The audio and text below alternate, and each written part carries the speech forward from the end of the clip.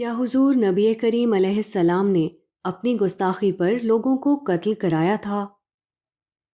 توہین رسالت مسلمانوں کے لیے ایک علمی مسئلے سے زیادہ ایک جذباتی مسئلہ ہے۔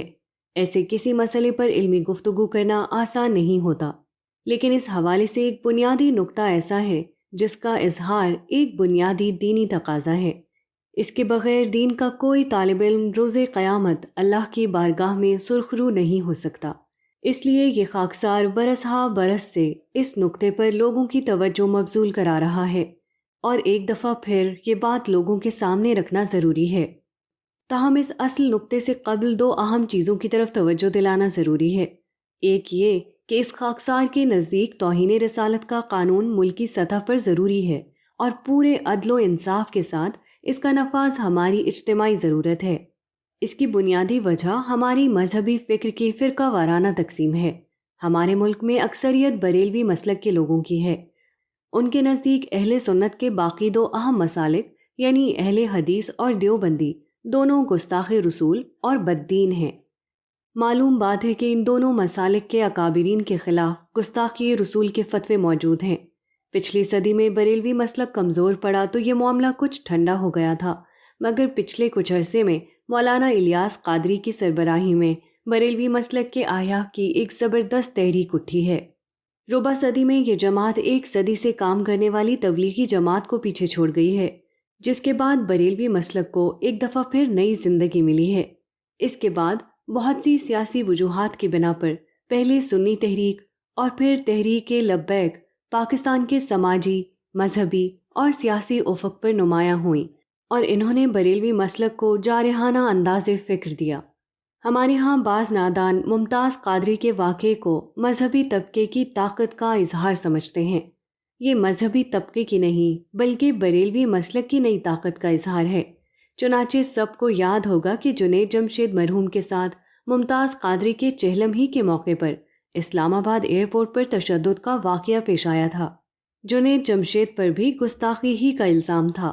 بریلوی مسلک جو پاکستان کا اکثریتی فرقہ ہے، اس کے اندر اگر جارحانہ انداز فکر اسی طرح بڑھتا رہا تو پھر سارے فرقوں کے گستاخوں کے فیصلے بندوق کی نوک پر اور ہجوم کے ہاتھوں چوراہوں پر ہو رہے ہوں گے۔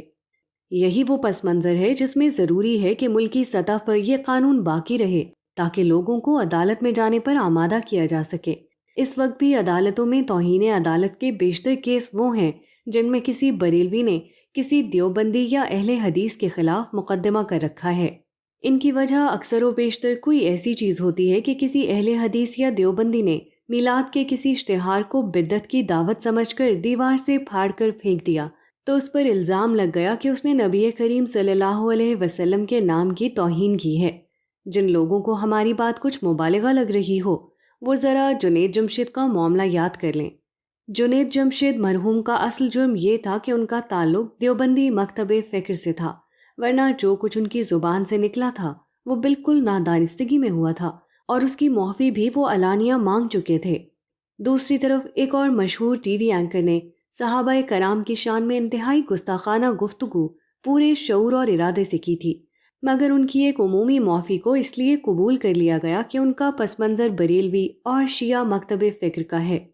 چنانچہ مقدس شخصیات کے نام پر جو فرقہ وارانہ مفادات کی جنگ ہوتی ہے، اس کے پرامن حل کا اس وقت راستہ یہی ہے کہ معاملہ عدالت میں جائے۔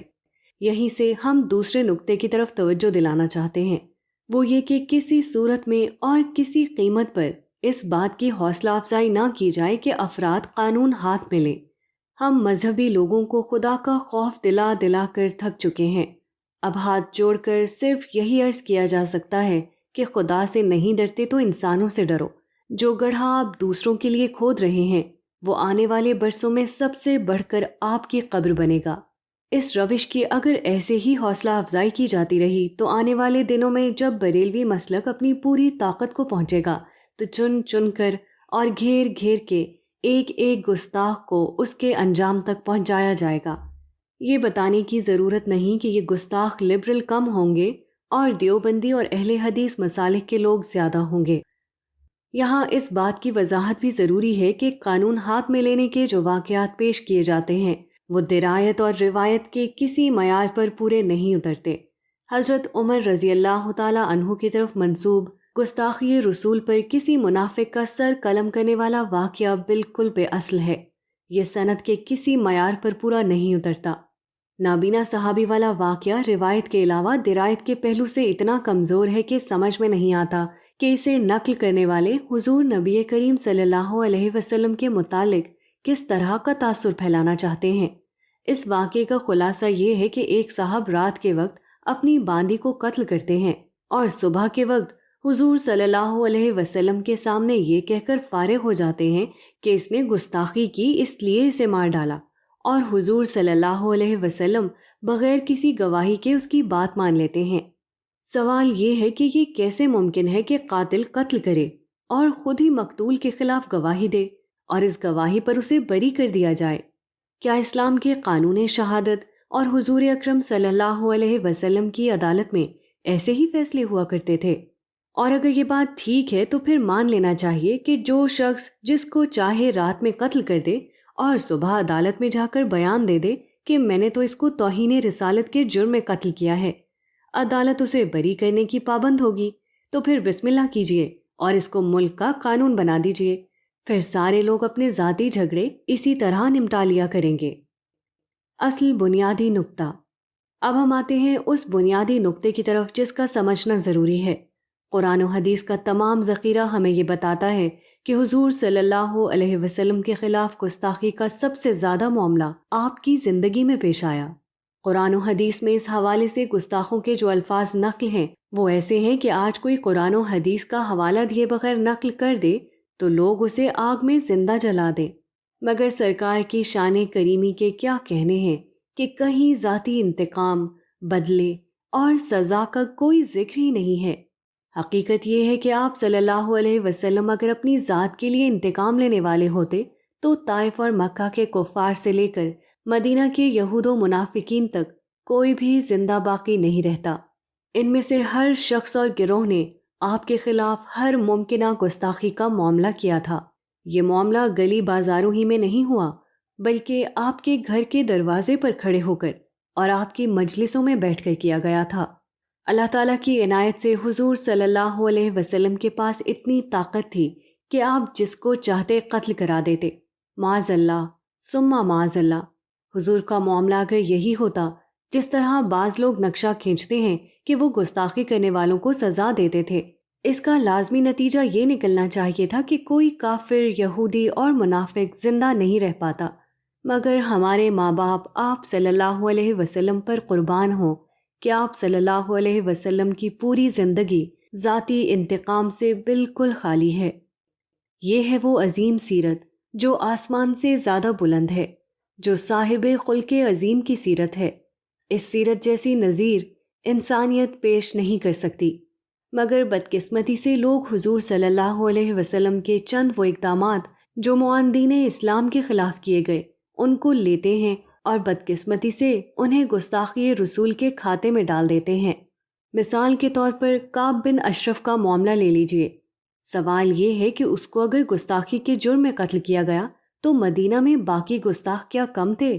ان کو کیوں چھوڑ دیا گیا؟ حقیقت یہ ہے کہ کعب کا اصل جرم یہ تھا کہ اس نے جنگ بدر کے بعد مکہ جا کر اہل مکہ کو جوش دلایا اور بدر کا انتقام لینے کے لیے مدینے پر حملے کے لیے تیار کیا۔ یہ میثاق مدینہ کی کھلی خلاف ورزی تھی۔ اس نے مدینے کے تمام رہنے والوں کی زندگی کو خطرے میں ڈال دیا تھا۔ یہی نہیں بلکہ یہ یقینی تھا کہ عین اس وقت جب کفار باہر سے حملہ کریں گے یہ شخص اندر سے مسلمانوں کی پیٹھ میں چھرا گھونپے گا، اس لیے مدینہ کو بچانے کے لیے یہ لازمی تھا کہ اس شخص کو قتل کر دیا جائے۔ یہ ہے اس واقعے کی اصل حقیقت۔ گستاخی رسول اس کا اصل جرم نہیں تھا، ورنہ جیسا کہ عرض کیا کہ مدینہ میں اور بھی بہت سے گستاخ تھے۔ حضور صلی اللہ علیہ وسلم نے ان کو قتل نہیں کرایا تو اس میں کیا خاص بات تھی کہ آسمان سے بلند ہستی ایک گھٹیا شخص کی باتوں کا اثر لے کر اسے قتل کرا دیتی؟ یہی معاملہ ان چند لوگوں کا ہے جن کو فتح مکہ کے وقت قتل کرنے کا حکم دیا گیا تھا۔ لوگ یہ تو بڑے فخر سے بتاتے ہیں کہ ان کے قتل کا حکم دیا گیا تھا، یہ نہیں بتاتے یا شاید جانتے ہی نہیں کہ ان میں سے بیشتر کو سرکار نے اپنے دامن رحمت میں لے کر معاف کر دیا تھا۔ جن کو قتل کیا گیا ان کا اصل جرم اسلام سے اناد اور سرکشی تھی۔ ہم نے تو ایک دو واقعات کو لیا ہے جو عام طور پر پیش کیے جاتے ہیں، ورنہ اہل علم نے اس طرح کے تمام واقعات کو لے کر روایات کا ذوف اور واقعات کا درست موقع محل سب بیان کر دیا ہے۔ اس تفصیل کا مقصد صرف اس بات کی طرف توجہ دلانا ہے کہ توہین رسالت کا قانون بنانا ہے تو ضرور بنائیں، اس پر منصفانہ عمل کریں، اس میں قتل کی سزا دینی ہے تو وہ بھی فساد فی الارض کے تحت دے دیں، مگر خدا را سرکار دو عالم صلی اللہ علیہ وسلم کی سیرت کو اس کا ماخذ نہ بنائیں۔ حضور صلی اللہ علیہ وسلم نے ایسا کوئی قانون دیا، نہ اپنی ذات کے لیے لوگوں سے کبھی انتقام لیا۔ قانون کی بنیاد فساد فی الارض کا خاتمہ ہونا چاہیے، کیونکہ گستاخی رسول سے مسلمانوں کو تکلیف ہونا ایک فطری چیز ہے، اس سے زمین میں فساد پھیل سکتا ہے، اس لیے یہ قانون ہونا چاہیے۔ لیکن جس وقت سیرت طیبہ کے بعض واقعات کو سمجھے بغیر اس قانون کے حق میں نقل کیا جاتا ہے تو ہمیں شاید اندازہ نہیں ہوتا، مگر بالواسطہ طور پر ہم حضور صلی اللہ علیہ وسلم کی شان اقدس کو کم کر رہے ہوتے ہیں، اس ہستی کے بارے میں جس کے متعلق ہماری ماں عائشہ رضی اللہ تعالی عنہا کی گواہی موجود ہے کہ آپ صلی اللہ علیہ وسلم نے کبھی ذاتی انتقام نہیں لیا۔ ہم یہ تاثر دیتے ہیں کہ آپ اپنی ذات کے لیے معاذ اللہ انتقام لیا کرتے تھے۔ یہی وہ نقطہ ہے جس کا واضح رہنا ضروری ہے۔ حضور صلی اللہ علیہ وسلم کی شان اس سے بلند ہے کہ آپ ذاتی انتقام لیں، آپ نے کبھی یہ نہیں کیا۔ پورا قرآن اور سیرت کا پورا ذخیرہ اس کا گواہ ہے۔